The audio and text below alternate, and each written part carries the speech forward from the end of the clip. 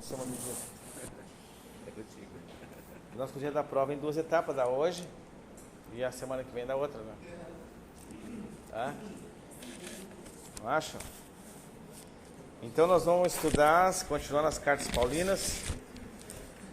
Os irmãos têm no político dos irmãos aí. O que é que os irmãos estão entendendo até agora das cartas? Agora nós vamos para a unidade 3. Unidade 3, página 86. Vamos estudar hoje sobre a carta aos Efésios. Mas os irmãos, o que estão tirando de proveito dessas aulas das cartas paulinas? Vamos ver que a teologia paulina é uma teologia muito interessante, praticamente a gente usa diretamente a teologia paulina. E as cartas eram endereçadas a igrejas ou a pessoas, né?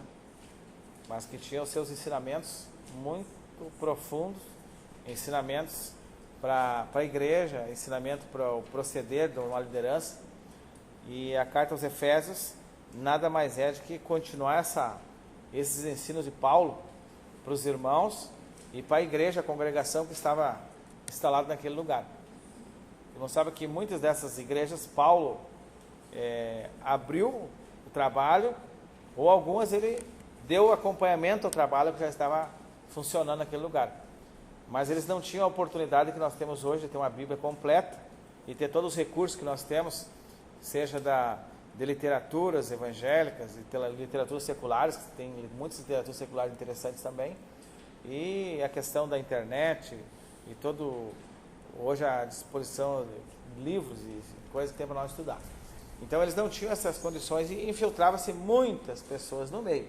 Os irmãos imaginem que se nos nossos dias de hoje nós temos dificuldades ainda com falsos profetas, com falsos mestres, que surgem hoje, com todo o conhecimento que nós temos e todas as oportunidades que a gente tem, aparecem esses pregadores mirabolantes, esses homens e mulheres que descobriram segredos interessantes e que vêm para dentro da igreja com essas filosofias, com esses pensamentos, com esses sofismas, e trazem para dentro da comunidade cristã, comunidade que nós pertencemos, e se a gente não abre o olho e não fica atento, a gente acaba sendo enredado por esses pensamentos e esses segmentos que hoje estão por aí.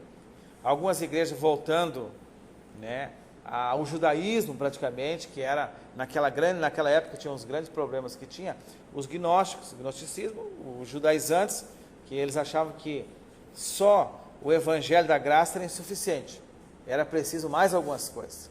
Às vezes a gente pensa assim, irmãos, e a teologia paulina ela trabalha muito na teologia da graça, né, que a graça é importante. O que nós temos do Senhor é um favor dele para nós.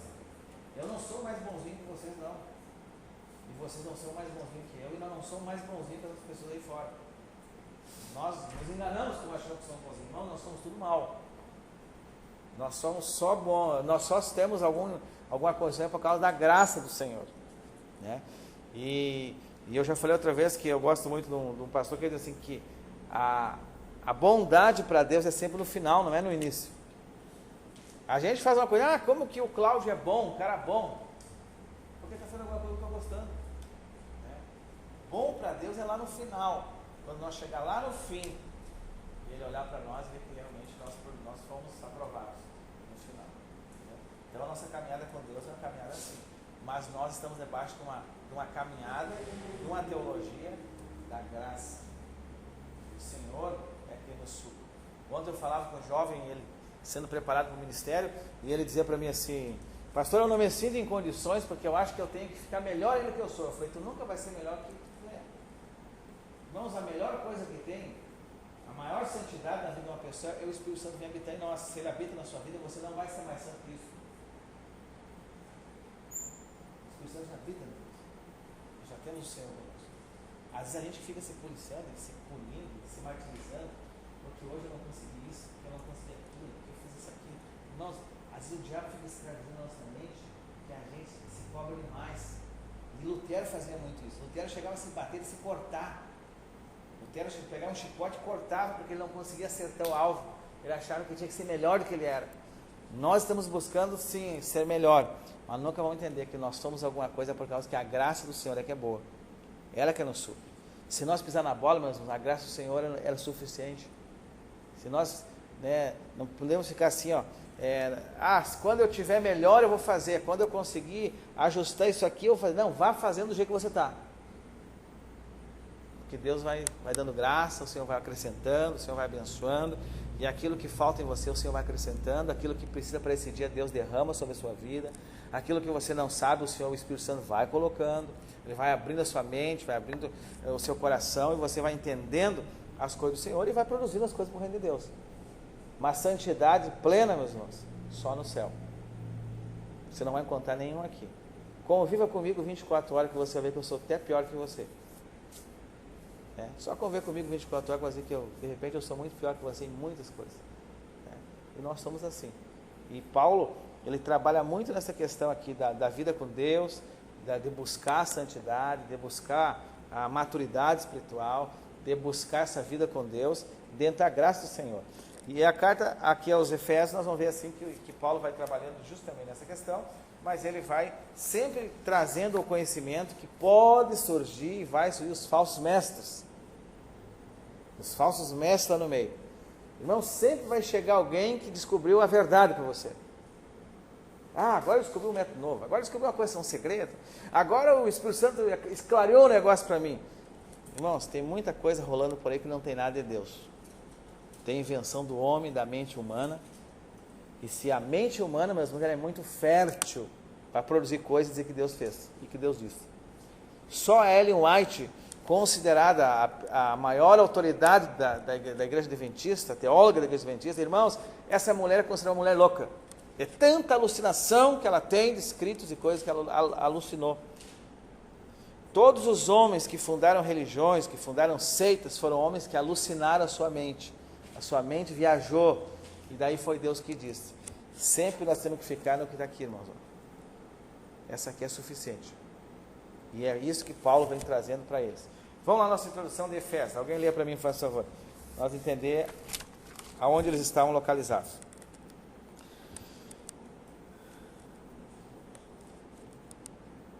Com a população próxima a meio milhão de pessoas, Éfeso era a principal cidade da província romana da Ásia. Então é uma cidade maior que a nossa, irmãos, né? Praticamente aí quase o dobro da nossa cidade. Sua capital.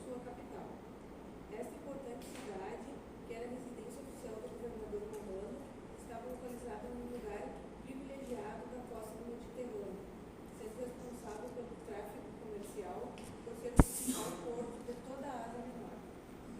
Éfeso foi citada por João como uma das 7 igrejas a quem Jesus endereçou suas cartas em Apocalipse 2:3. Um fato relevante para estudar esta epístola, uma vez que ela circulou originalmente para quase o mesmo grupo de igrejas.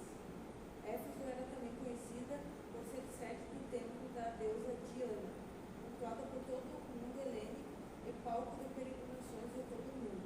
Por isso, Éfeso era uma cidade extremamente religiosa. Então até, irmãos, vocês vão ver que tem algumas considerações e algumas semelhanças até com a nossa cidade, né?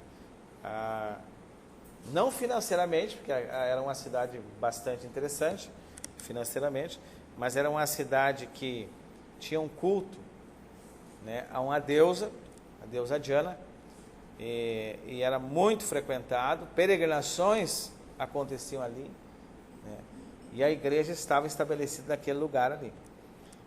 Quando nós temos aqui a Romaria da Medianeira, aqui, quantas pessoas vêm de tudo que é lugar, né?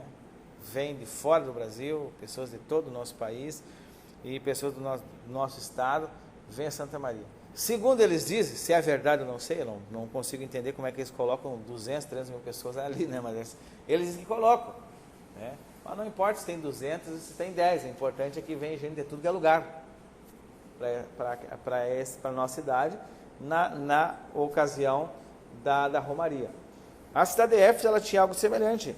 Então, ela era uma igreja, uma cidade importante, ela é uma cidade bastante privilegiada, então frequentada por todas essas pessoas. Praticamente aqui, ó, a deusa Diana era cultuada por todo o mundo helênico, né? Praticamente todo o mundo ali da cultura grega cultuava a deusa Diana, então eles peregrinavam diretamente para aquela cidade. E ali então vinha de tudo. Imagina a igreja centralizada nesse lugar. Muitas dessas pessoas, elas tinham umas descobertas que podiam adorar a deusa Diana e estar dentro da comunidade dos cristãos. E até hoje a gente tem isso. Quantas pessoas que a gente conhece que elas acham que podem adorar dois deuses, que podem frequentar outros lugares, que podem fazer outras coisas.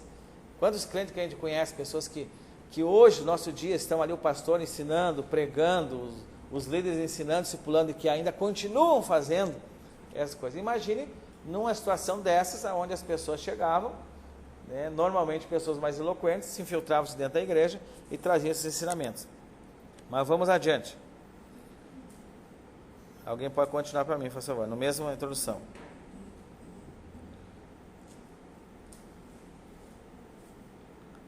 O tema central da carta aos Efésios é revelar aos seus leitores o mistério poderoso da igreja como corpo de Cristo e sua plenitude dentro do plano preparador por Deus desde toda a eternidade. Então aqui, meus irmãos, isso aqui que é extremamente importante. O tema central da carta, né, o objetivo principal dessa carta aqui, esse é o clímax de tudo isso. Paulo estava trazendo a eles, né, o mistério poderoso da igreja como corpo de Cristo. É um mistério extremamente, meus irmãos, né, espiritual. Quando a gente começa a conversar sobre a igreja como corpo de Cristo, a gente fica pensando, mas Cristo é o cabeça da igreja, né? Tá? Mas e nós somos um pé, somos uma unha, somos um braço, né? Entender essa estrutura espiritual que é a igreja. E Paulo traz para eles então, com o objetivo principal dessa carta, que eles entendessem a igreja como o corpo de Cristo e sua plenitude dentro do plano preparado por Deus desde a eternidade.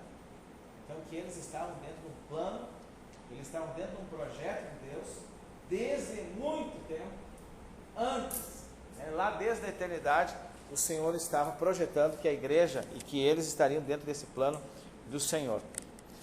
E aqui ele vai mais e diz assim, meus irmãos, Paulo expressa nos primeiros versículos da carta essa saudação especial, diferentemente das outras cartas, enfatizando os Efésios como eleitos e predestinados por Deus para a vida e para a santidade. Paulo revela um tom doutrinário quando eleva os santos daquela cidade à categoria de redimidos e filhos de Deus, alvo do plano triunfante de Deus para a humanidade. Então aqui Paulo traz, né, essa questão, e aqui ele vai trabalhar muito a questão da eleição, né, e depois Romanos vai falar sobre isso, né. Existem algumas diferenças, algumas igrejas, algumas teologias, alguns pensadores, a questão da eleição, né, e que a questão da eleição vai trabalhar em cima da predestinação, né, e é um tema que eu não vou entrar com os irmãos, e esse é um tema que a igreja mesmo deve trabalhar, e o pensamento dos irmãos. Algumas igrejas como trabalham a respeito da eleição da predestinação, em cima dessa parte de Efésios, de Romanos, e trabalham na questão que pessoas nasceram para ser salvas e elas serão salvas, né?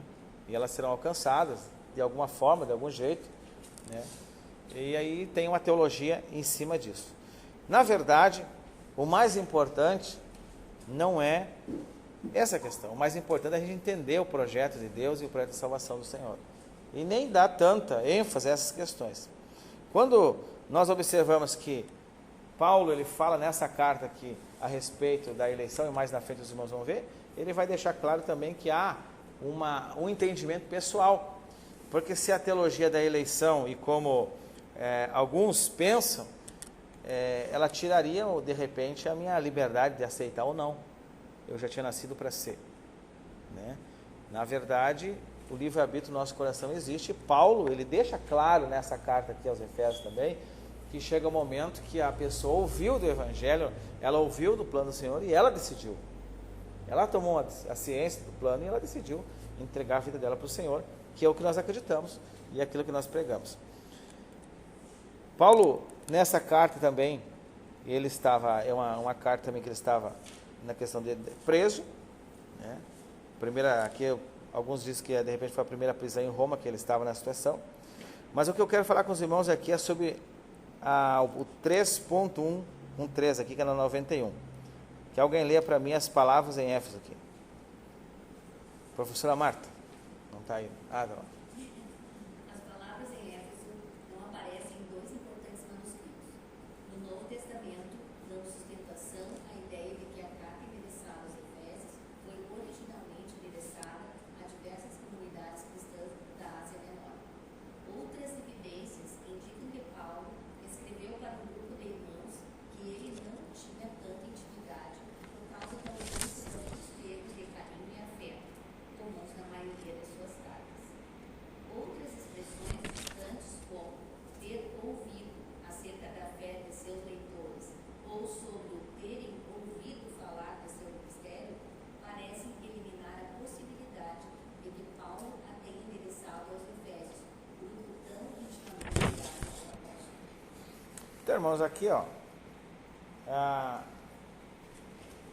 que nós acreditamos que a carta não foi direcionada só para um lugar. Paulo, ele faz como naquela época não tinha todo esse contexto que a gente tem hoje, então ele é uma carta que abrangia todas as comunidades, não necessariamente só a comunidade dos Efésios, de Éfeso ali, mas também aquelas pessoas aonde ela chegou, aonde a carta alcançou, aonde ela foi lida, aonde o grupo de pessoas estava, todos foram ensinados, doutrinados por essa carta. Agora eu queria ler com os irmãos Atos capítulo 20. Atos capítulo 20, do versículo 17 ao 38.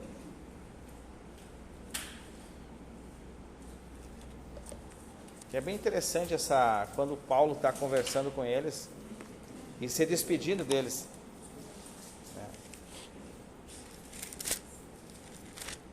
Os irmãos observar a situação que as coisas aconteciam. Atos capítulo 20, verso 17 em diante. Alguém pode ler para mim? O discurso de Paulo aos presbíteros da igreja de Éfeso. Ele mesmo mandou chamar os presbíteros da igreja de Éfeso. Logo que chegaram, disse-lhes: Vós bem sabeis, desde o primeiro dia em que entrei na água, como em todo esse tempo me comportei no meio de vós, servindo ao Senhor com toda a humildade, com muitas lágrimas e provações que pelas ciladas dos judeus me sobrevieram. Sabeis que nada proveitoso deixei de vos anunciar e ensinar publicamente em umas casas. Pode continuar. Tenho declarado tanto os judeus como os gregos que devem se converter a Deus, arrepender-se e ter fé em nosso Senhor Jesus Cristo. E agora, levado pelo Espírito Santo, vou para Jerusalém, não sabendo o que lá me há de acontecer. Somente sei que o Espírito Santo de cidade em cidade me revela, dizendo que me esperam prisões e tribulações. Em nada, porém, considero a minha vida preciosa, contanto que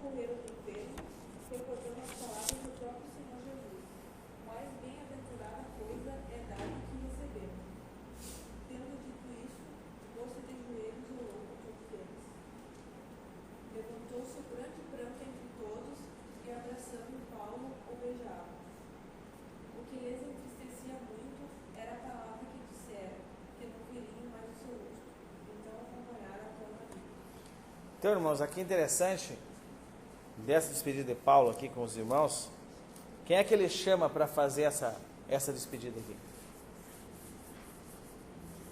Ele chamou a liderança, os formadores de opiniões, os discipuladores, os responsáveis pelas vidas, né, que cuidavam de vidas na região. Ele não... Às vezes, irmãos, tem pessoas que não têm estrutura de ouvir coisas muito fortes. De repente, os irmãos da igreja, alguns não poderiam ouvir tudo isso aqui que Paulo falou para eles. Existem pessoas que não têm, são imaturos na fé ainda, que não têm estrutura de saber tudo, de repente, do que um pastor passa, ou de tudo que um líder passa, ou de algumas situações que, como diretoria, ou como liderança da igreja, a gente sabe. Causaria muita tristeza, ou muito desgosto, ou até pessoas abandonariam a fé. Vocês imaginem Paulo falando para os irmãos aqui, que ele não voltaria mais a ler. Que eles não viriam mais ele. Eu fiquei muito com vocês aqui, eu chorei muito nesse lugar aqui, né? Eu passei muita dificuldade com os irmãos, né? Mas eu não me neguei de falar do amor de Deus e da graça do Senhor e de apresentar o Evangelho do Senhor. E agora eu estou livre também do sangue de vocês. Agora eu ensinei vocês, eu mostrei o caminho para vocês, eu apresentei o plano da salvação, eu apresentei para vocês como viver em comunidade, como viver para Deus, e agora vocês têm que fazer. Irmãos, chega algum momento na vida da gente que a gente tem que tomar iniciativa, e agora é comigo. E eu estou falando essa manhã aqui com líderes que tem que começar alguma coisa. Chegou o momento que nós temos que deixar que os outros empurrem, nós temos que empurrar os outros. Chega um momento na nossa vida que nós temos que decidir, que agora é comigo. Aí o pastor vai chegar para você, ou o líder do ministério, lá você é auxiliar, ou você lá está só no grupo, ele vai dizer, agora esse ano vai ser contigo. Ah, não, comigo não. Não, chega algum momento que tem que ser com você. E não pode abrir mão, tem que pegar e fazer. Paulo estava dizendo assim, não espere que eu vou voltar aqui, eu não volto mais aqui, eu sei o que me espera lá na frente, é muito sofrimento, é muita dificuldade. O Espírito Santo já me avisou que lá na frente eu vou sofrer muito. Agora não tem mais, a única coisa que eu sei é que ele me avisa que lá na frente tem mais sofrimento para mim, mas eu vou continuar cumprindo o propósito. Irmão, servir a Deus não é sombra boa e água fresca, como falam por aí. Servir a Deus é renúncia, muitas vezes é escassez, muitas vezes é viver um tempo de deserto, de falta, e de muitas coisas faltam. E algumas pessoas falam que o Evangelho é só mar de rosas. Não, irmãos, tem vezes que a gente não tem uma passagem de ouro no bolso. Tem vezes que você abre a vasilha em casa e não tem comida. Tem vezes que o carro chega na frente da sua casa para cortar a luz, e você não está em pecado. Tem vezes que você vai em todos os médicos e não acha nada de solução para a sua vida. Tem vezes que você ora para uma situação e não resolve nada. Esse é o Evangelho de Jesus, irmãos. É esse Evangelho que Paulo estava dizendo para eles, vocês não se enganem. Não se enganem com os falsos que vão vir dizer para vocês algumas coisas, porque a realidade é isso. Eu não sou melhor que vocês não são melhor que eu. Paulo está dizendo assim, eu passei por tudo isso, você acha que vocês também não vão passar? Mas vocês não deixem de ensinar a verdade. Não deixem de ensinar os princípios e os valores do reino de Deus. É preciso fazer isso. Irmãos, nós, como homens e mulheres, e hoje um dia histórico para nós como nação, não é se a Dilma vai sair ou vai ficar que vai mudar o Brasil, irmãos. Não é isso que vai mudar o Brasil. Vai mudar o Brasil quando nós assumimos o nosso lugar de como igreja, de começarmos mudando o nosso espaço. Tem um provérbio russo que diz assim, que eu não preciso mudar o mundo, eu tenho que mudar onde eu estou. Comece a mudar onde você está, comece a assumir responsabilidades, comece a colocar aquilo que Deus tem acrescentado na sua vida e ensinar outras pessoas, a formatar outras pessoas, a formar outros líderes. Imagine se Paulo não tem trabalhado com esses homens aqui, meus irmãos, esses presbíteros aqui, assim, ele tinha terminado tudo. Imagina o pastor Adão chegar aqui na igreja agora e dizer domingo de noite: olha, irmãos, olha, eu estou entregando a igreja, vocês nunca mais vão me enxergar, esse rosto que vocês estão vendo aqui, vocês não vão ver nunca mais, e agora é com vocês. Foi isso que Paulo disse para eles. Choraram muito, tinham sentimento, tinham carinho, tinham respeito, tinham amizade por Paulo, mas eles tinham que tocar para frente. Irmão, sempre está diante de nós a bênção e a maldição, a vitória ou a derrota. Todos os dias de manhã está diante de você ser bem sucedido ou ser mal sucedido. Sempre está diante de nós, todos os dias, uma oportunidade de nós acertarmos o alvo ou errarmos o alvo. Tem muitas pessoas nesse período de nação que estão quebrando, mas tem muitos que estão acertando o alvo e fazendo coisas totalmente diferentes que vão enriquecer-nos. Porque são nos tempos de crise que nascem os grandes líderes, as grandes propostas, os grandes reformadores. São nos momentos de dificuldades que surgem as maiores oportunidades para nós vencermos. Então, saiba que Paulo estava dando para essas pessoas aqui, esses irmãos, uma oportunidade deles começarem algo muito, darem continuidade e fazerem algo muito maior e melhor que ele tinha feito. Quem sabe está chegando a sua hora de você dizer: sim, eu vou para frente e eu vou assumir o meu lugar e eu não vou deixar as coisas para os outros, eu vou fazer a minha parte. Era isso que Paulo estava dizendo para eles. E eles tinham um compromisso de ficar junto com a verdade, a verdade, fazer as coisas acontecerem. Vira na nossa página aqui, página 94. Algo muito interessante que tem aqui, irmãos, e eu gostaria que alguém lesse para mim aqui na 94, logo depois do 1 e 2 de Romanos ali, nesta epístola, alguém lê para mim o celular. Nesta epístola, Paulo faz uma reflexão profunda em torno da unidade da igreja, comparando-a a um corpo e revelando a importância deste corpo em crescer saudável rumo ao amadurecimento e à plenitude. Com uma coerência impressionante, Paulo revela no primeiro momento o lugar da igreja nos planos divinos e em seguida expressa a importância de ela cumprir suas obras com consciência e responsabilidade. E aí? Vamos aqui, nós já resolvemos toda essa carta. Que é a nossa responsabilidade, é o nosso desafio. Então aqui Paulo, ele traz que a igreja revela como corpo, e revelando a importância desse corpo, crescer saudável. Não é só crescer, tem que crescer saudável. Uma pessoa pode crescer e não ser saudável. Uma igreja pode crescer e não ser saudável. Números não significam ser saudável. A igreja precisa crescer, um corpo crescer saudável, rumo ao amadurecimento. Irmãos, a grande dificuldade nossa e na igreja é de amadurecer. Pensa bem que se nós recebêssemos hoje só leitinho, fosse só uma sopinha, não, a gente quer comer carne, a gente quer comer arroz, feijão, a gente quer comer polenta, quer comer comida sólida, que fortalece a gente. Mas antes nós tomávamos leite, e era suficiente. Quando nós chegamos na igreja, o beabá da igreja era bom e suficiente, mas hoje não é mais, não pode ser. Antes nós entrávamos no culto e chorávamos o culto inteiro, hoje não choramos mais. Porque nós temos comida mais sólida agora. Nós precisamos de mais coisa mais forte. E isso nos leva a amadurecer.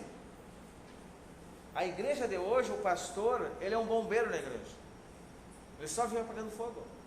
O irmão que brigou com o outro que não sei o que lá, o outro que falou mal, o outro que olhou, o outro que veio no culto e não me cumprimentaram, o outro eu fui no culto e a palavra foi para mim, o outro eu fui no culto, o louvor foi muito cansativo, o outro eu fui lá, o porteiro não olhou para mim quando passei na porta.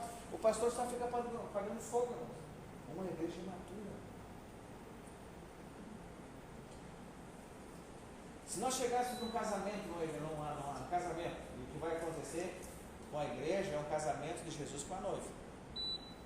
Se nós chegássemos num casamento e entrasse uma noiva lá de 5, 6 anos, nós ia ficar apavorados. Até impedir esse casamento. Alguns países saem esses casamentos aí que estão aí endereçados já, as famílias entregam lá, e nem sei qual é o país aí que deu esse tempo para uma criança casando. A Índia. A Índia, eu acho que é, né? E causou um espanto no mundo inteiro. A igreja se comporta às vezes como uma criança. Como é que ela vai casar? Como é que ela vai encontrar Jesus para o casamento? Então nós temos que buscar ser um alvo, uma meta, um objetivo nosso, amadurecer. Quando eu estou maduro, meus irmãos, o pastor pode me xingar aqui, num confronto comigo aqui, e eu vou saber lidar com tudo isso. Quem é maduro aceita ser cobrado. Quem é maduro aceita responsabilidades. Quem é maduro entende o seu lugar no corpo e sabe que ele não está ali para ser servido, mas ele está ali para servir. Só que nós vivemos numa época que as pessoas todas querem só serem servidas. Agora nós não podemos pensar mais assim, irmãos. Nós não podemos pensar mais assim. O tirão baixou as silenciosas, senão vai tocar depois e vai dar problema. Nós não podemos mais viver assim. Nós temos que colocar na nossa mente que nós, como líderes, não podemos mais viver assim. Tem pastores, auxiliares que saem da igreja porque o pastor presidente não veio visitou, irmãos. Isso é uma vergonha. Quem tem que visitar ele? Não é o pastor que visita ele? O encarregado do louvor, não vou mais porque, imagina, eu nunca vou tomar um café na minha casa, mas vá você tomar café na casa dos irmãos. Como pode, irmãos, uma liderança imatura formar gente madura? Nunca. Vão ser pessoas doentes como ele é doente. E Paulo estava dizendo, vocês têm que continuar firmado no Evangelho, maduro. Tem que ser maduro. Irmão, vocês não podem mais tomar leitinho. Vocês aqui não podem, eu não posso tomar leitinho, nós temos que comer carne firme. Esses enganos estão dentro da igreja aí, esses falsos profetas, esses pastores, roubando o dinheiro da igreja, pessoas se aproveitando da igreja, mentindo para a igreja, inventando profecias, vindo na igreja para levar o dinheiro da igreja nas campanhas que fazem. Às vezes um pastor está sofrendo da igreja para pagar um aluguel e vem um ordinário desse e leva todo o dinheiro da igreja num culto. Que para mim são pilantras, ordinários, cafajestes, ladrões, assaltantes do Evangelho. E a gente acha que é legal, sabe por quê? É porque ele fez eu chorar no culto. Ou porque ele me derrubou no culto. Ou porque eu estava sentado e ele chegou no meu ouvido e falou, ai minha filha, você vai ser bem sucedido. Nós temos que mudar essa mentalidade. Ou nós vamos cair num erro de não ter mais conserto. Que eu já acho que para muitos não tem mais conserto. E nós precisamos, e eu parabenizo a igreja aqui mais uma vez, o pastor Adão, para estar estudando teologia, estudando amadurecimento. Nós estamos estudando aqui, mas não para serem mestres, doutores, até vocês podem até ser. Eu não me considero nada disso. Mas uma coisa eu digo, irmão, para bobo nós não podemos servir. Para bobo não podemos servir. Nós temos que saber o que nós estamos fazendo e o que nós defendemos, o que nós cremos. Então precisamos crescer saudável rumo ao amadurecimento e à plenitude, com coerência. Impressionante, Paulo revela no primeiro momento o lugar da igreja dos planos divinos e em seguida ele expressa a importância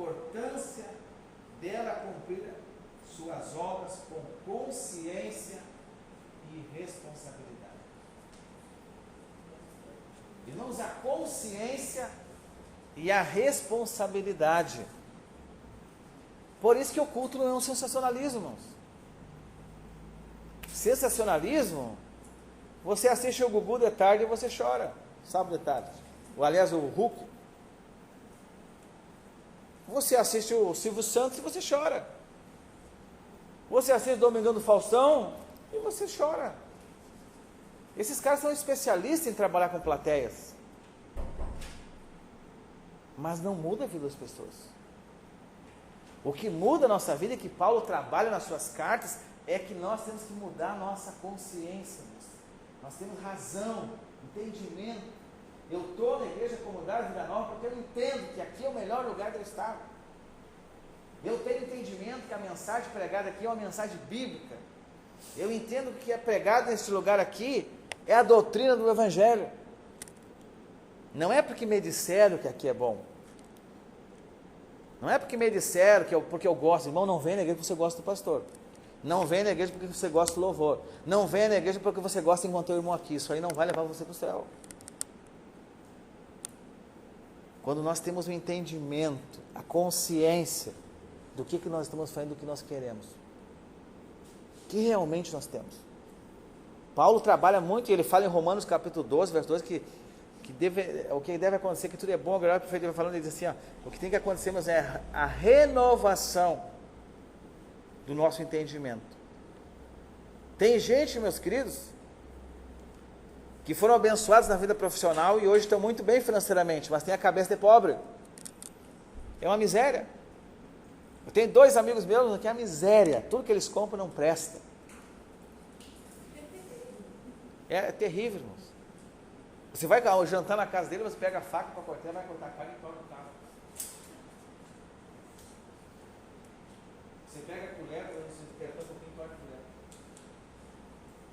E tinha para comprar o melhor, mas a mente continuamente miserável. Eu tinha outra senhora, um amigo meu, que um dos últimos cargos dentro do banco, e a mulher dele com a mente miserável. Irmãos, você não imagina o que é aquela casa. E essa mulher dizia assim, eu prefiro meu marido em casa e eu sendo faxineira do que ele viajando. Mas ganhando 20 mil por mês. Mas ela queria fazer faxina e ele indo todos os dias para casa. A mentalidade é miserável. Se não muda a mente, irmão, não muda nada. Tem gente que está dentro do Evangelho, mas a mente continua escrava do diabo, escrava dos pensamentos ruins, escravo da velha natureza, escravo do seu passado, escravo de tudo. E a sua mente continua ali. E Paulo também, você tem que, para vocês crescerem, você tem que ter consciência do que vocês estão fazendo. Você tem que amadurecer com consciência, crescer com saudável e ter responsabilidade. Irmãos, a responsabilidade é que vai mudar a nossa conduta. E Paulo trabalha muito nessa questão com eles sobre a responsabilidade. Aqui eu falei para os irmãos, e até gostaria que os irmãos lessem comigo, Efésios capítulo 1, verso 13. Efésios 1, 13. Eu tinha falado um pouco para os irmãos na questão só para não ficar em branco ali, na questão da eleição. Essa aí depois vocês podem perguntar para o pastor Adão mais precisamente, qual que é o pensamento da igreja e que vocês seguem. Efésios capítulo 1, verso 13. Alguém lê para mim, por favor.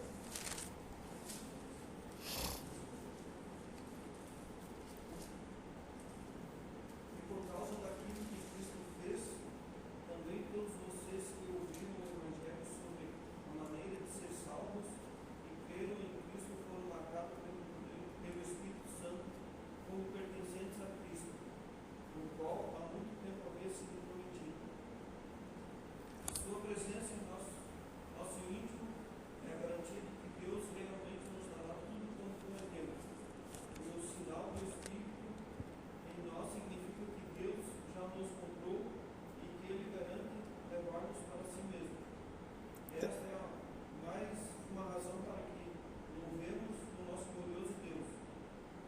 Tem. Pode ficar aí. Irmãos, aqui, os irmãos observem no 13, aqui que eles dizem assim, ó, na minha tradução, ó. Quando vocês ouviram e creram na palavra da verdade, né, o evangelho que os salvou, vocês foram selados em Cristo com o Espírito. Então, essa eleição que ele está falando é essa aqui. Né? Quando vocês ouviram e creram, não adianta ouvir, tem que ouvir e crer na palavra da verdade. O evangelho que os salvou, vocês foram selados em Cristo com o Espírito Santo da promessa. Né? Então não é simplesmente porque eu nasci para ser que eu vou ser. Eu tenho que ouvir e crer que realmente é do Senhor para a minha vida. Nós viramos nossa página 96. Tem algumas metáforas que Paulo trabalha aqui com os irmãos, quando ele vai falar, né? Ele assim, usar mais completo para a igreja. Né? Família. Nós temos o entendimento que somos uma família. Um edifício, né, com os construtores, edificadores. Um corpo. Um santuário. Uma habitação de Deus. Então, uma habitação de Deus. Deus mora, né, na nossa vida. Então, assim, entender que essa habitação de Deus, esse santuário de Deus, esse corpo, que nós estamos bem ajustados, crescendo, amadurecendo, né, com consciência, com responsabilidade, e nós precisamos viver isso na nossa vida. Paulo está trabalhando com eles como eles deveriam viver, se comportar, estarem reunidos.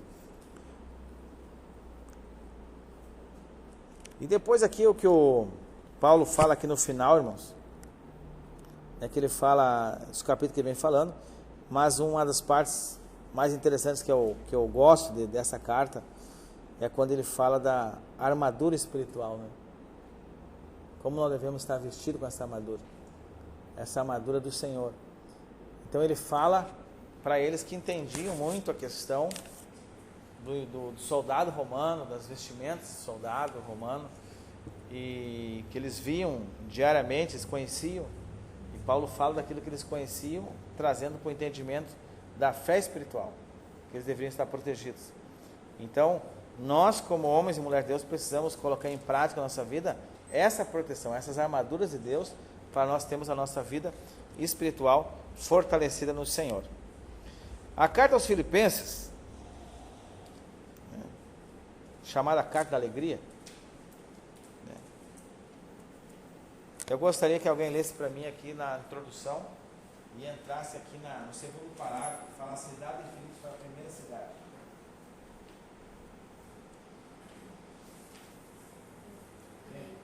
A cidade de Filipos recebeu seu nome por causa de Filipe da Macedônia, pai do grande general e conquistador grego Alexandre o Grande.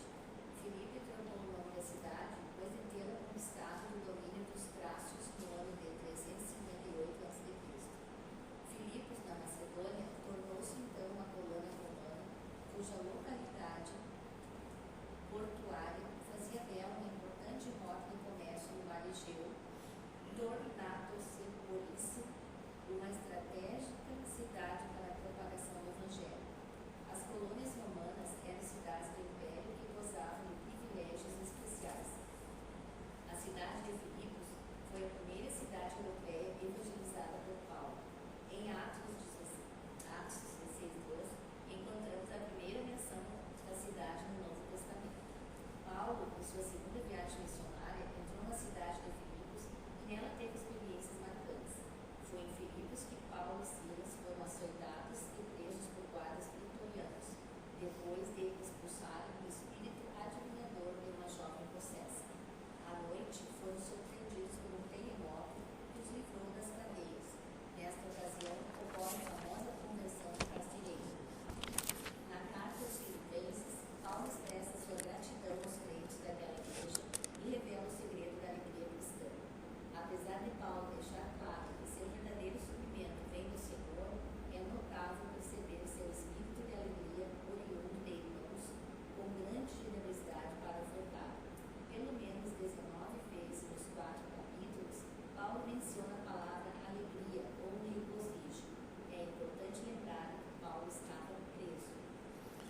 Então, irmãos, essa carta é mais uma carta da prisão.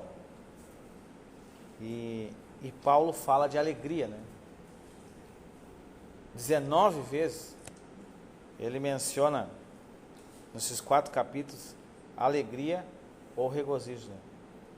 É um dos célebres 4:4 que diz como é que agora fala da alegria, agora me fugiu, Filipenses 4:4, que é uma das partes mais conhecidas. Alegrem-se sempre no Senhor, novamente direi, alegrem-se. Falando dessa alegria, e embora estivesse numa situação bem difícil na sua vida. Foi nesse lugar que Paulo e Silas, então, ao expulsarem o demônio daquela menina, eles foram presos, né, foram açoitados, e quando teve aquela noite que houve aquele grande terremoto, e é provado cientificamente que naquele lugar aconteceu, embora aquela região ali não seja lugar de terremotos, mas a ciência mostra que aconteceu um grande terremoto naquele lugar ali. E foi esse terremoto dessa noite, aonde Deus livrou Paulo e Silas da prisão, porque a igreja orava e eles estavam louvando o Senhor. Tem aquele hino da Cassiane que diz, né? No momento da luta, louve, né? É fácil cantar quando está tudo bem. E a gente canta muito, quando está bem a gente canta mesmo, né? Amanhece cantando, dorme cantando. Mas quando as coisas não estão bem, a gente precisa cantar também. Porque quando nós cantamos, a gente tem a certeza que existe alguém que luta a nossa causa e que defende a nossa vida. Independente das circunstâncias, situações, nós temos alguém que nos defende e que está interessado com a nossa vida. E Paulo, nessa carta também, irmãos, ele fala muito na questão dos irmãos serem generosos.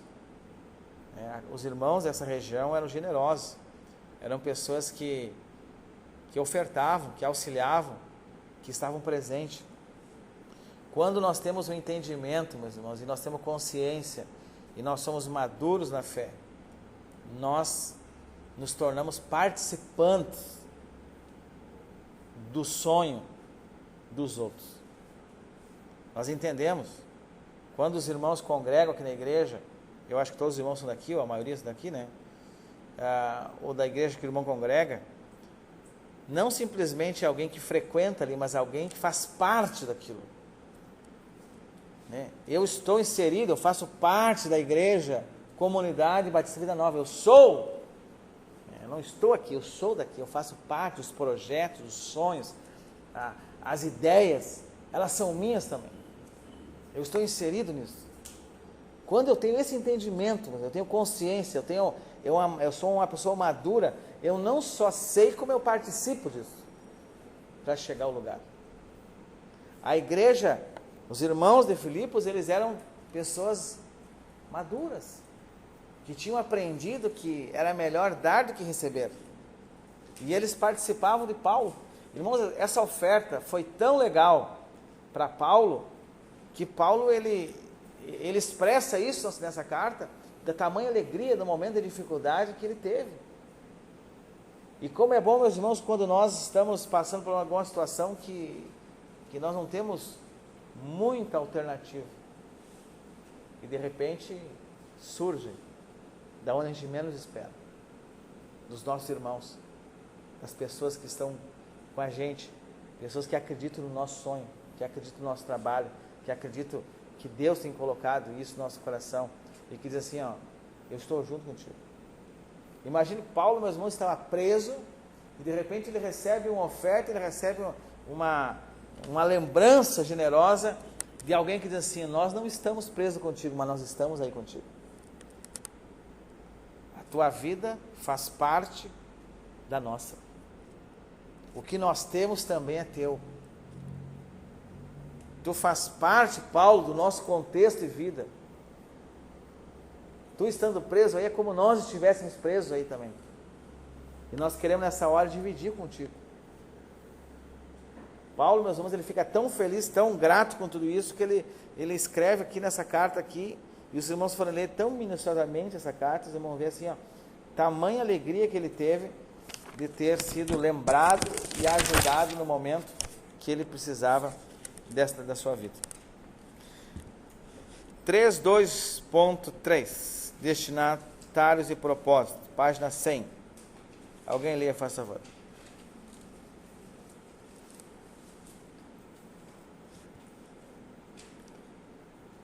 A igreja de Filipos foi fundada pelo apóstolo Paulo em sua visita nos primeiros anos de sua segunda viagem missionária em resposta ao chamado macedônio. Ao que parece, não havia sinagoga na cidade de Filipos, visto que os pregadores se dirigiam ao local de oração e não à sinagoga, como era de costume. Eles se retiravam da cidade próximo ao rio para orarem e se reunirem. Apesar de sua breve passagem pela cidade, sua pregação alcançou alguns pagãos como Lídia, que após sua conversão abriu sua própria casa para hospedar os evangelistas. A casa do carcereiro foi outro possível local de encontros da igreja que já ganhava forças na cidade. Paulo tinha muita proximidade com a igreja e deixa isso bem claro em sua carta. Esta parece ser a mais pessoal de todas as cartas do apóstolo. Apesar de não ter sido escrita a indivíduos isolados, como é o caso da carta a Filemon, nessa carta, pelo menos 100 vezes, ele usa o pronome em primeira pessoa. Que aí, irmão? Okay. Temos, irmãos, observe aqui, ó. Nós estudamos já antes, numa carta antes, quando Paulo é impedido pelo Espírito Santo de entrar em algum lugar. Né? E que às vezes a gente acha que muitas vezes é o diabo que está nos impedindo e é o Espírito Santo que está trancando para nos apresentar para o outro lado. E quando Paulo, então, ele tem aquela visão de alguém que dizia: passe a Macedônia e ajude-nos, vem nos ajudar. E Paulo, então, chega a este lugar mais tarde, e ele chega, então, à casa dessa mulher, né, de Lídia. Alcançou, então, a sua pregação alcançou Lídia. O carcereiro também abriu sua casa, e aqui nós temos a igreja começando em casas. Pessoas que abriram as portas das casas para a pregação do Evangelho. Às vezes, meus irmãos, tem pessoas que a gente ora tanto e convida tanto para vir num culto e não vem. Mas se nós tivéssemos uma reunião na nossa casa, não precisa a igreja fazer. Pastor, eu vou fazer um chá lá em casa, eu vou convidar minhas amigas, vou convidar meus amigos no almoço, e eu quero trazer uma palavra. O senhor vai lá, ou o senhor me autoriza a fazer? Eu quero falar do amor de Deus para minha família, falar do amor de Deus para as pessoas. E de repente essa casa foi uma porta que abriu para começar um trabalho novo da igreja, naquele lugar de pessoas se converterem. Quando Paulo chegou nesse lugar, Lídia abriu sua casa, o carcereiro abriu sua casa, e o trabalho começou. E aqui nós vemos que Paulo é uma carta tão próxima, embora não seja endereçada para uma pessoa, mas é uma carta que fala de muita afinidade, de muita proximidade. Né? E aqui o autor chega a colocar que mais de 100, pelo menos 100 vezes ele usa o pronome na primeira pessoa. Né? Tamanho apreço que ele tinha pelas pessoas ali. Era tão próximo dele. E eu gostaria que os irmãos lessem mais abaixo aqui, na mesma 101, que tinha se passado quase 10 anos ali. Cláudio. Tinha se passado quase 10 anos entre a fundação da igreja e a visita que Paulo recebeu de Epafrodito. Que além de presentes e ofertas, levou-lhe notícia da situação da igreja. Depois de sua chegada até Paulo, adoeceu gravemente, e Paulo conseguiu enviá-lo a Filipos, levando a presente carta à igreja. A volta de Epafrodito encorajou Paulo a escrever a carta no propósito de agradecer-lhes por todo o apoio emocional e financeiro que havia recebido. Sei. Irmãos, aqui ele fala, interessante aqui, ó, o apoio emocional e financeiro que Paulo tinha recebido. Paulo precisaria, precisava naquela hora, de um apoio emocional. Às vezes a gente está precisando de um apoio emocional. Nós somos humanos. Tem gente que tudo é demônio. Tem dias que a gente não está bem. Tem dias que a gente está para baixo. Tem dias que a gente não está legal. E quem não disser isso é mentiroso. Tem dias que a gente quer chutar o balde, mas botar tudo fora. Tem dia que a gente levanta assim, que deu tudo errado, que você olha, se não fosse Deus, eu botava tudo fora, jogava tudo pro ar. É pecado? Isso não é. É demônio? Isso não é, irmãos. É natureza, é emoção, emocional. É a gente ser gente. Por muitas pessoas não serem gente, que elas se tornam monstros. Monstro dentro de casa, monstro na igreja, monstro com as outras pessoas. E que cometem tragédias com monstros. Porque não aceitam serem pessoas normais. Que às vezes nós precisamos que ninguém nos diga nada, só nos dê um abraço. Que a gente precisa, às vezes, é receber só uma mensagem do seu pai. Que às vezes a gente precisa só um telefonema, olha, só liguei porque estava pensando em ti. Ou de repente chegar alguém que nos convida para sair, dar um passeio, tomar um café. Ou que simplesmente só fui na sua casa, passei aqui só para dizer que te amo e vou embora. Irmãos, isso é igreja. Isso é igreja. A igreja não é só sapatear e virar cambalhota, irmãos. Tem gente que sapateia e vira cambalhota e volta para casa doente. Tem pessoas que vai num culto, virou cambalhota e chega em casa e quer tirar a vida.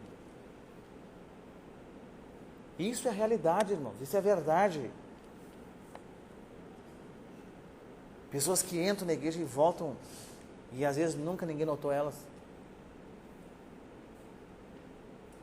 Pessoas que estão arrasadas emocionalmente. E que naquela culto não queriam ouvir nada de uma pregação, só queriam um abraço no culto e ir embora. Irmãos, atos, coisas que mexem na emoção da pessoa que precisa. Poderíamos citar inúmeras coisas que a gente tem de relatos. Né? E Paulo, ele agradece pela parte, o apoio emocional e financeiro que ele precisava. Não adianta uma coisa, tem que ser as duas. E ele está muito feliz com isso que aconteceu. Vira a nossa página. Eu gosto dessa parte aqui também, na parte 102, quando Paulo diz assim, ó. Paulo inicia sua carta com uma peculiar saudação, nos 11 primeiros versículos, enfatizando a satisfação que tem ao escrever-lhes e por saber dos progressos que eles tinham alcançado, desde o início daquele trabalho. Irmãos, quando Epafrodito veio, ele trouxe notícias da igreja. E que a igreja não tinha parado. Que a igreja não tinha ficado. Não é porque Paulo não estava lá que tudo acabou. Não. Quando Epafrodito chegou, ele disse, olha, a igreja vai bem. Está crescendo. Os membros estão maduros. A coisa está legal. Funcionou. O que tu fez lá deu certo. Os teus conselhos deram certo. E ele disse, olha, a coisa continuou, avançou. E Paulo diz assim, olha, eu estou feliz por saber dos progressos que eles tinham alcançado desde o início daquele trabalho. Aqui, meus irmãos, Paulo, olha, vamos parar aqui, só aqui já dá para nós ficar só aqui. Mano. Aqui Paulo devolve para eles a parte emocional para eles. O líder dizendo assim, parabéns, vocês estão bem. Irmãos, a gente tem muita dificuldade em reconhecer que os outros fazem as coisas bem. A gente é especialista em criticar e xingar. Mas lá dizer, olha, tá legal, continua assim, vai em frente. É assim que tem que fazer, que bom que deu certo, olha, parabéns, você está progredindo. Paulo está dizendo para eles assim, ó, continue, vocês estão progredindo, vocês estão crescendo, é isso aí mesmo. Paulo devolve para eles, meus irmãos, a parte emocional que ele tinha recebido. Quantas vezes a gente faz e nunca ninguém para dizer nada para nós? E tem alguém que espiritualiza tanto isso, que se eu estiver no culto e alguém assim, pastor, hoje o senhor pregou bem, mas a honra é glória para Jesus. Espiritualiza tudo. Quem é que não gosta de elogiar? Só se for doente, só se for louco. Não é mental? Qual de vocês, mulheres, que não gostam que alguém fosse bem arrumado e bonitas? Os homens, eu não gosto, é mentira, claro que gosto. Se não gosta, porque está doente. Às vezes o irmão está se esforçando na igreja, ele vem todos os dias um horário mais cedo, ele arruma as cadeiras, ele tira o pó, ele faz, acontece. Nunca ninguém só fala quando está sujo. Mas ninguém chega, mas olha, parabéns, olha, hoje, que legal, Deus te abençoe, continua assim, é legal. Eu estava lendo um livro sobre liderança, meus irmãos, e alguém dizia assim, pegue e mande uma criança pintar. Ela faz um desenho. Manda ela fazer outro desenho. Faz o desenho. Faz o mesmo desenho, ela faz o mesmo desenho. Faz o mesmo desenho, vai fazendo. Só que os últimos vão ficando pior. Por que vai ficando pior? Não teria que ficar melhor? Ela não tem mais incentivo de fazer. Ninguém disse que está bonito, ninguém disse que está bom, ninguém disse que está indo melhor, que está melhorando. O próximo desenho dela, às vezes nem desenha mais, só para fazer um rascunho dela. Paulo estava devolvendo para eles, meus irmãos, a questão que eles precisam continuar e que eles estão bem. Vocês, como líderes, não esqueçam de honrar e reconhecer as pessoas que fazem. Dizer muito obrigado, dizer que está bonito, que está legal, que é assim mesmo. Isso é muito importante, irmãos. Vamos ver na nossa página 104. A 104 que eu falei para os irmãos, ele vai falar aqui, meus queridos.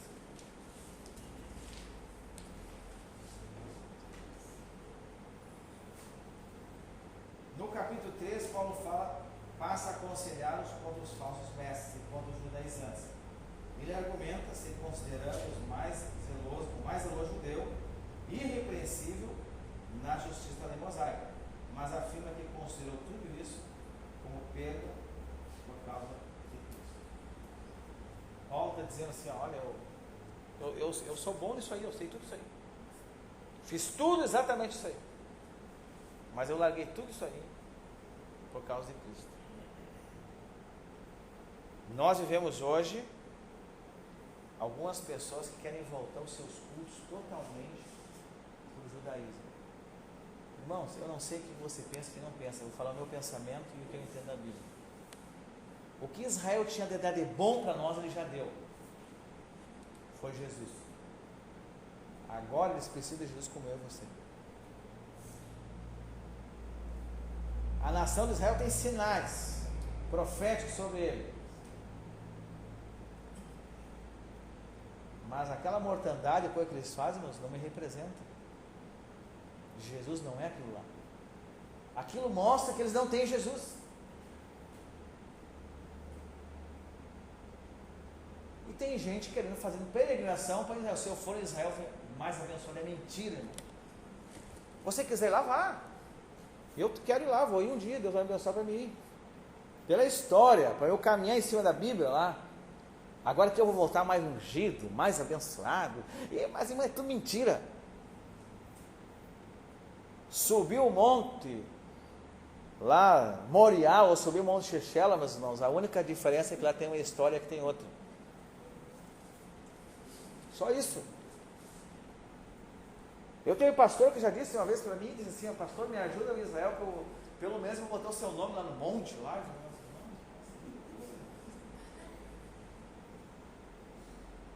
O maior presente que Israel podia dar, ele nos deu. Jesus. E Jesus basta. Por esse pessoal viver o judaísmo, eles têm que ir para Jerusalém. Então os evangélicos judaizantes vão para Jerusalém e os maometanos vão para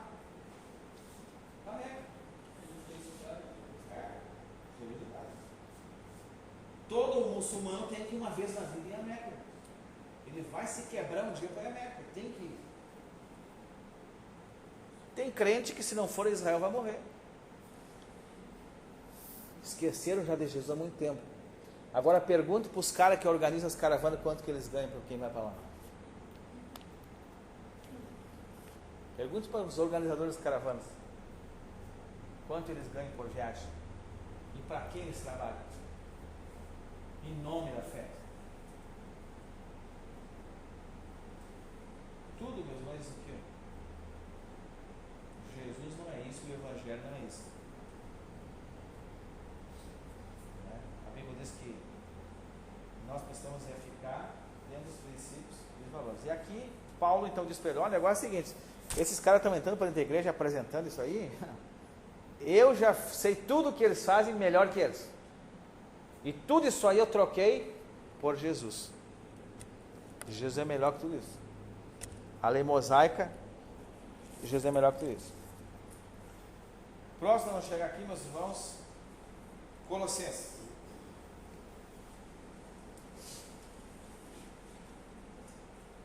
Alguém aí para a minha introdução, por favor.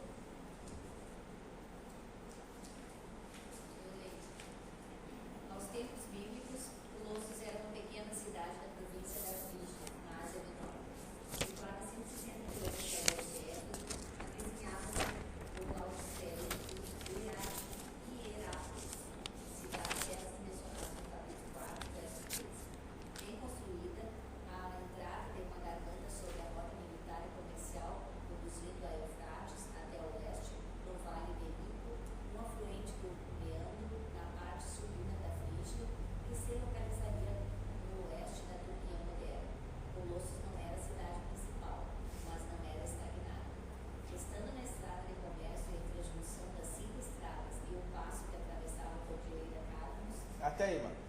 Então, vocês viram novamente que nós estamos dentro de uma cidade importante, um cruzador do comércio, e passava gente de tudo que era lugar. Aqui, na verdade, tem novamente o mesmo questão do perigo, de passar nesses cruzadores, sempre vinham os falsos profetas, as pessoas mais inteligentes, que descobriam os segredos, e começaram a minar as coisas na igreja. Paulo, preocupado sempre com isso, irmãos, e isso Paulo nos chama a atenção, para nós como líderes, estamos preocupados, cuidando sempre do que os nossos liderados estão aprendendo. Quem é que está ensinando eles? Quem é que anda com eles? Qual o ensino que eles estão recebendo?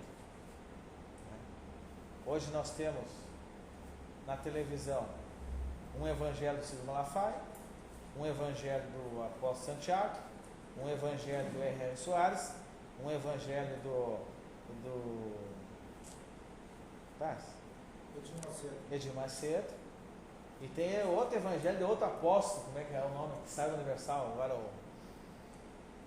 que tem um evangelho que ele ora para as pessoas e as pessoas esquecem na hora das coisas. Por exemplo, assim, senhor, vai orar para um casal que tem adultério, ele ora pelo cara aqui, está adultério assim, 2 anos que está adultério, tá bom.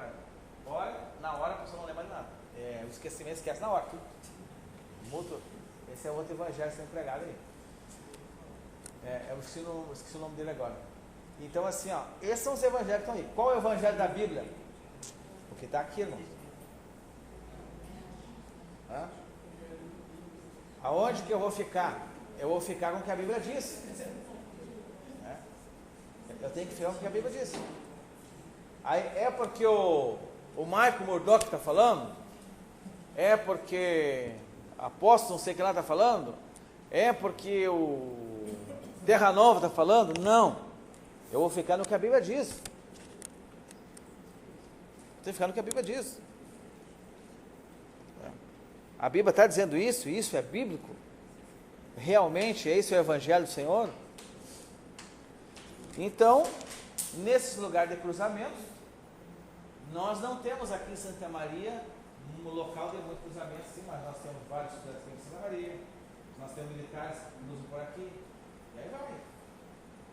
Pode chegar alguém com a ideia diferente e vai ficando na igreja, vai se filtrando na igreja, e quando vai indo, quando o pastor dormiu no ponto, a igreja está tudo estragada. Pessoas que circulam. Né? O senhor Duque. Esse, eu acho que é, eu acho. É ele. É Duque, Então, irmãos, o que acontece? As pessoas, elas acabam ficando às vezes com aquilo que é mais palpável, aquilo que está se vendo. Né? E parece que só a fé, só a graça é insuficiente. E Paulo se preocupava muito com isso, por isso nessas cartas ele sempre está alertando contra os falsos profetas, os falsos mestres, os falsos líderes, aqueles que vinham com pensamento gnóstico, com pensamento judaizante. Né? E mais tarde na história da igreja a gente vai ver que os bárbaros se convertiam e eles traziam todos as suas ideias, seus pensamentos para dentro da igreja. Hoje nós temos na igreja pessoas que se convertem, mas elas querem coisas espíritas da igreja. Pessoas que se convertem e elas vêm de outras religiões, de segmentos, elas querem aqui dentro só formatar um pouquinho para ficar do jeito que elas querem, que elas gostam, que elas aprenderam. Né? E nós temos que nos posicionar em cima daquilo que nós acreditamos, e nós cremos que é a palavra de Deus, e nós vamos refutar toda essa parte que não é do Senhor. Mas aqui, meus irmãos, quero que os irmãos leiam na parte 106 aqui comigo, ó. As duas últimas linhas ali, que fala diante de tal perigo. Página 106.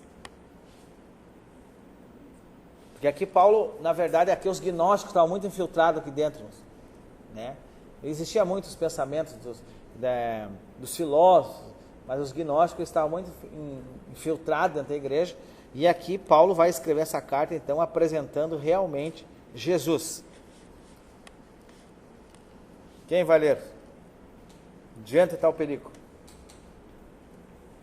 Diante de tal perigo, o apóstolo Paulo, inspirado pelo Espírito Santo, escreveu esta magnífica epístola, enaltecendo a glória da pessoa e da obra de Cristo, pois, de fato, no sistema de ensino, Jesus Cristo estava desfigurado, rebaixado ao nível de criatura, esvaziado de sua substância. Para esta filosofia, sua obra de redenção era obscura, incompleta e ineficaz. Contra esse erro, Paulo escreveu de todo o seu coração, de toda a sua força e de todo o seu pensamento, denunciando o mal e estabelecendo a verdade. Então aí. Então aqui, irmãos, ele vai apresentar, por isso é uma carta que apresenta muito sobre Jesus, exaltando Jesus, porque aquelas pessoas que estavam infiltrando lá estavam rebaixando Jesus, que Jesus não era aquilo que pregava, que ele não era exatamente aquilo que eles acreditavam, aquilo que tinham sido ensinados. E Paulo então escreve mostrando realmente que Jesus é Deus, que ele é o Senhor, e vai trabalhando muito essa questão, enaltecendo o nome de Jesus e mostrando, porque eles estavam desmerecendo a vida de Jesus e os ensinos principalmente que estavam na igreja. Aqui nos propósitos, José foi historiador da época de Jesus, afirma que Antíoco, o governador da Judéia, havia transplantado 2.000 famílias judias da Mesopotâmia para esse distrito. Portanto, Colossos era, nos dias de Paulo, uma cidade cosmopolita, onde diversos elementos culturais e religiosos se encontravam e se misturavam. Né? Depois aqui está o muito babilônico que se queixa de como eles eram viciados em vinho e banhos. Para o bem e para o mal, a igreja em Colossos estava sujeita a grande influência judaica. No entanto, por baixo da influência grega, judaica e romana, encontrava-se o paganismo nativo, provavelmente animista. O cenário religioso da Frígia é um em que se sabe que vários elementos característicos estão presentes. Florescia ali o culto a Cibele, a grande deusa mãe da Ásia. Então os irmãos observam o tamanho dos problemas nesse lugar. Além de ter toda a questão gnóstica, a questão judaizante, esses outros elementos religiosos, ainda existia ali o culto a Cibele, que era a grande deusa, né, mãe da Ásia. Então, naturalmente, era uma miscelânea de questões. E os irmãos acham que essas pessoas não estavam na igreja? Claro que elas estavam. E alguém tinha que ensiná-las. Alguém tinha que apresentar para elas o verdadeiro evangelho e como deveria se portar diante de uma situação. E na página 109 diz assim, ó, bem perto do meio ali, no segundo parágrafo. Numa atmosfera de sincretismo é fácil ver como outros cultos podiam ser praticados e amalgamados, como cerimônias religiosas existentes. A adoração a Ísis era muito difundida no mundo dos dias de Paulo. Era bastante natural que Ísis, à medida que se tornava uma figura pancósmica, se amalgamasse com a mãe divina primordial da Ásia Menor, e o santuário do oráculo de Apolo, em Claros, contém inscrição que contém o mesmo verbo que ocorre no texto de Paulo, empregado para o mistério em Colossenses. Então, meus irmãos, o problema era tremendamente de envolvimento do sincretismo religioso, e hoje, meus irmãos, principalmente no Brasil, nós temos o sincretismo religioso muito forte, né? Pela cultura, né? Às vezes as pessoas querem colocar alguns ensinos pagãos como cultura e vão infiltrando tudo isso dentro da fé, e quando as pessoas vêm, elas creem em tudo. É comum você conversar com uma pessoa, ela tem um santo da Igreja Católica, ela tem lá da Umbanda ela tem outro, ela tem mais não sei o que lá da coisa, ela tem uma medalhinha lá da Índia, ela tem uma pedra lá não sei da onde, e é um sincretismo que nem ela sabe que ela acredita, ela vive toda aquela fantasia. Aí essa pessoa se converte, ela pode pensar que Jesus é só mais um integrante do grupo que ela tem, né? Que Jesus só faz parte de um grupo de Deus, é só o chefe do que ela já tem, só o chefe que ela já tem, né? Um dia eu fui conversar com uma senhora e eu convidei ela para vir à igreja, ela disse que eu não ia na igreja, que ela tinha medo de cair, mas que ela tomava passe, não sei daquela lá, e que ela tinha 28 entidades. Aí eu falei assim, mas então eu tenho só uma, como é que tu vai ter medo de ir num lugar onde eu tenho só um e tu tem 28? Então, irmão, assim, eles nem acabam nem sabendo de tanta coisa que eles têm, que eles nem sabem mais o que creem, entendeu? Mas a gente precisa mostrar para eles que para servir a Deus eles têm que botar todos esses outros fora. Uma vez eu estava discipulando uma senhora lá na Vila Santos e ela tinha uma imagem da Aparecida desse tamanho assim, na casa dela. Depois, quando eu comecei a ir, ela já não tinha mais.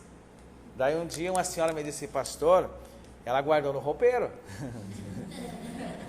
Estava no roupeiro lá, não estava mais na sala, ela estava no roupeiro. Que eu comprei, que é isso e aquilo. Não, para a irmã servir a Deus tem que botar fora isso. Não tem como servir a Deus. Tu elimina o que tu tinha e fica com o que é bom. Ou não tem. Então não adianta assim a pessoa ter esse... Irmãos, isso tem muita coisa na igreja assim. Tem muita gente assim.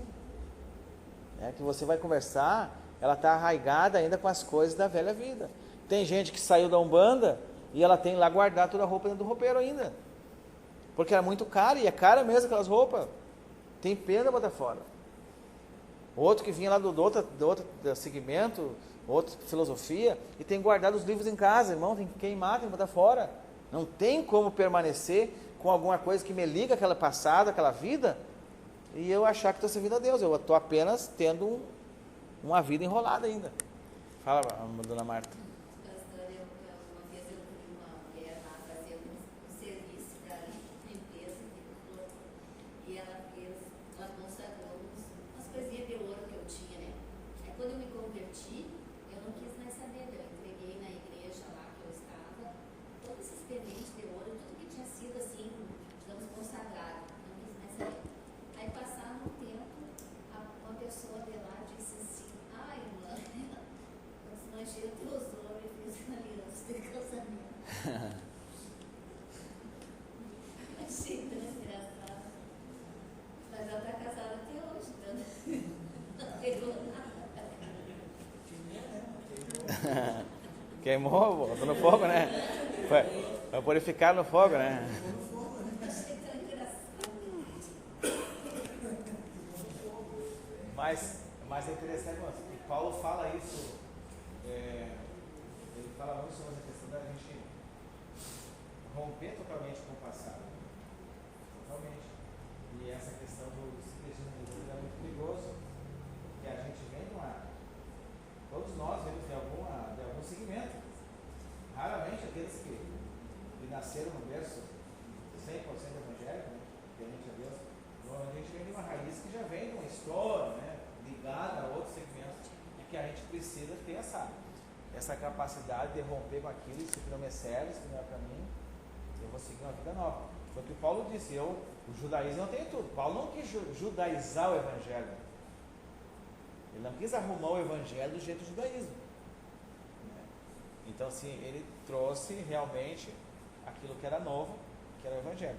Então, nós precisamos seguir o que Paulo está falando aqui, que é naturalmente, no meio de todo esse sincretismo religioso que tinha a cidade de Colosso, que eles precisavam ficar firmados que Jesus era o Senhor, que ele era o melhor, que ele era o elevado, ele que era realmente com ele. Aqui, no primeiro capítulo, Paulo fala sobre 3 assuntos especificamente.